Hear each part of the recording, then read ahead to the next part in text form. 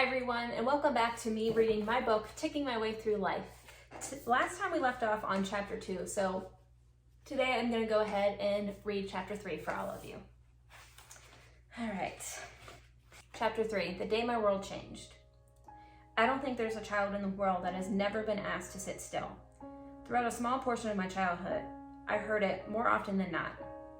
Another recurring line from my grandmother was, "Brittany, blow your nose and stop sniffing," or "Get a tissue if you need to blow your nose." None of us knew at the time that having the sniffles wasn't exactly my problem, and that one day I would be praying for those fake sniffles to come back compared to what my body decided to do in the future. I've always been a rather hyperactive kid, I guess you could say, always excited about something and not knowing how to contain that excitement within my body. But near the age of 6, something was different. It wasn't just excitement that made my body do things that were not exactly what other people would call normal. My mother and grandmother were the first people to notice these changes my body was going through.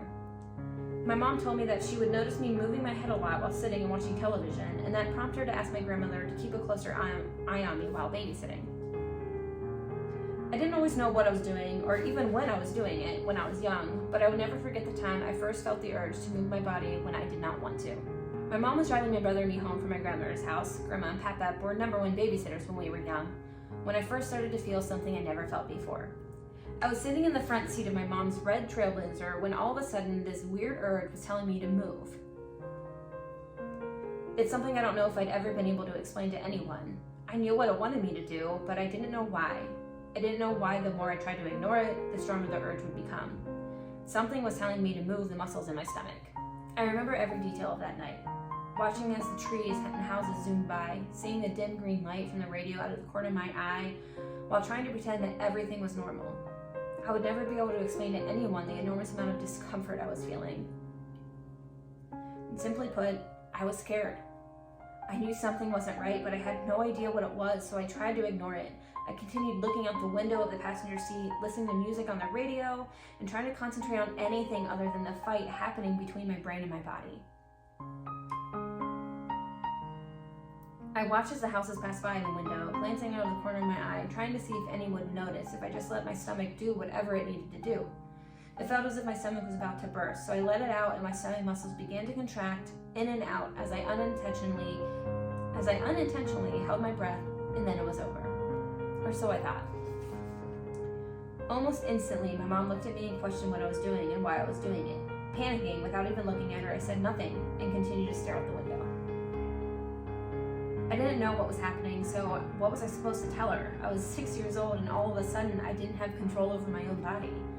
I remember telling myself, "Don't worry, it's all over now and it won't happen again." And right as I was trying to calm my thoughts, that horrible and overwhelming intrusion in my brain was back.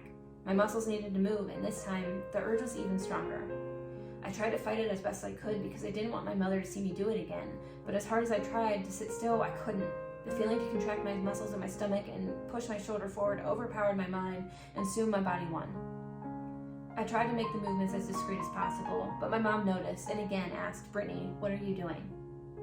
I responded with the same answer, "Nothing."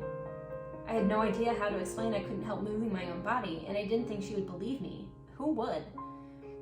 At the age of 6, I thought everyone had control over what their own body did, so how was I able to explain to my mother that all of a sudden, my body was making me do things I didn't want or mean to do? I didn't know what was happening, so I did not know how to explain it to anyone else. Despite all the amazing things that happened throughout my childhood, all the milestones I hit, big and small, that night in the car will always be the one that I remember most vividly. It was the day the choice to move my body was stolen from me.